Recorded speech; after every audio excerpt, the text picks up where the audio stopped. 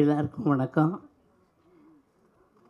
நான் சொன்னேன் தொண்டை கட்டிக்கு போச்சு, நான் கொஞ்சம் லேட்டாக வரேன் அப்படின்னு சொன்னேன்.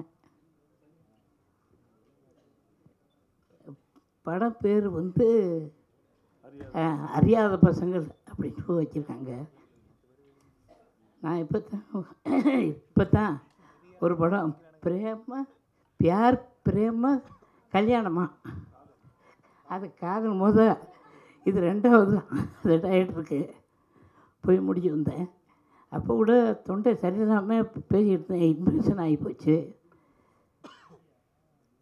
நம்ம ரகு அவர்கள் எனக்கு கிட்டத்தட்ட ஒரு 40 வருஷமாக தெரியும். இல்லை, வயசு எனக்கு 35, கம்மியாக சொல்கிறீங்க. அப்போ குழந்தையாக இருக்கும்போது தூக்கணும் போகும்போது எது தெரியும்னு நினைக்கிறேன். அப்படித்தானே? ஆமாம்.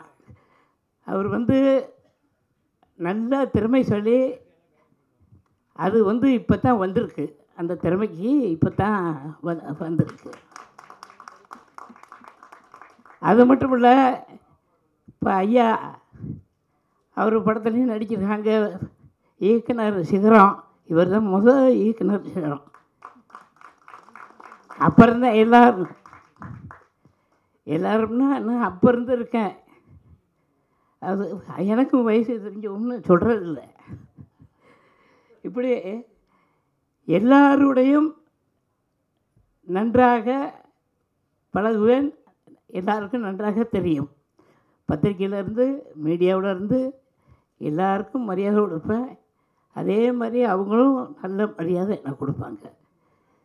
இப்படி இந்த படத்துக்கு வந்து நான் நடிக்கிறேன். எப்போ போஸ்ட் ஓட்டுவாங்க, எப்போ எந்த படம் ரிலீஸ் ஆகும் அப்படின்னு எங்கள் காலத்தில் உண்டு. இப்போ ஓடிபிங்கிறாங்க. இன்னும் ஒன்று அப்புறம் என்னப்பா ஓடிடி அப்புறம் நெப்பிடிச்சா அமிர்ஜான் மாத்திரை மருந்து இப்படிங்கிற மாதிரி எதுக்காக கொடுக்குறாங்க. அது நம்மள்டையும் சொல்ல மாட்டேங்கிறாங்க. என்னோட நடிச்சேன்னா எனக்கே தெரியல அப்படின்னு நான் சொல்லிடுறது.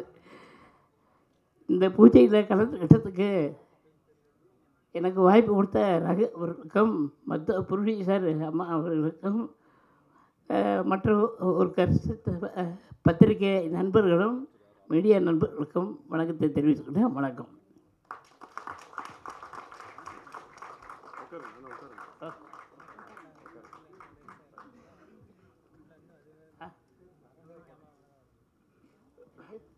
ஏறக்குறைய சார் மறுபடியும் சொல்கிறேன், செந்தில் அண்ணன் அதே ஒரு சிம்பிள்சிட்டி, அதே ஒரு இதை மாதிரி 20 ஆண்டுகள்லாம் இன்னும் கவுண்ட் பண்ணி என்ன உங்களை திட்டுறாரா எப்படின்னா,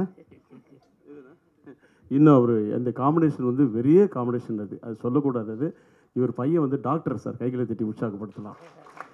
அவர் தான் படிக்கவில்லை என்றாலும் தன் மகன்களை மருத்துவ படிப்புக்கு ஆளாக்கி, அது மாதிரி அவங்க அண்ணி ஒய்ஃப் வந்துட்டு அவ்வளோ ஒரு தன்மை. யார் போனாலும் முதல்ல சாப்பாடு, யார் போனாலும் ஒரு இந்த உயர்ந்த நிலைக்கு வந்திருக்காரு.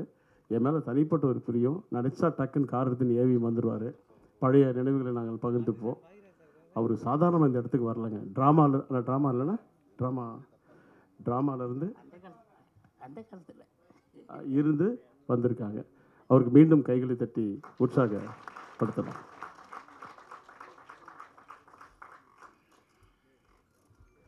திரு குல்சன் அவர்களை மேடைக்கு அழைக்கிறோம்.